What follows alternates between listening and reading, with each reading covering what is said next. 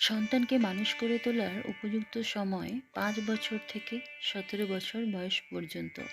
এই সময়ের মধ্যেই তাদেরকে মানুষের মতো মানুষ করে তুলতে হবে। তাই বাবা মা হিসাবে যা কিছু আমাদের করণীয় সেগুলি হলো: শিশুকে সহানুভূতিশীল করুন, অন্যকে সাহায্য করতে শেখান।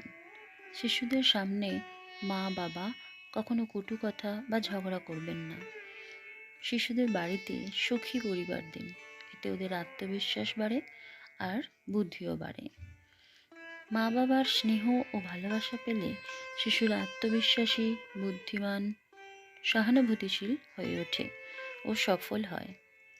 স্বামী স্ত্রীর মধ্যে যত বেশি মতবিরোধ থাকবে, নিজেদের মধ্যে ঝগড়া করবেন, মিথ্যা কথা বলবেন, শিশুরাও তত বেশি রাগী, জিদি ও ভীতু হয়ে পড়বে।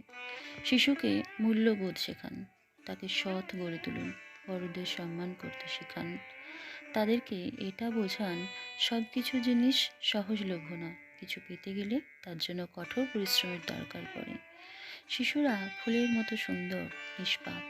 তাদের আমরা যে শিক্ষা দেব, তারা সেই শিক্ষাতেই শিক্ষিত হয়ে উঠবে। আমরা কিভাবে অন্যদের সাথে কথা বলি, কীরকম ব্যবহার করি, বড়রা কিভাবে খায়, কিভাবে হাঁটে, কিভাবে চলে, এই সমস্ত কিছু তারা আমাদেরকে দেখে শিখে নেয়।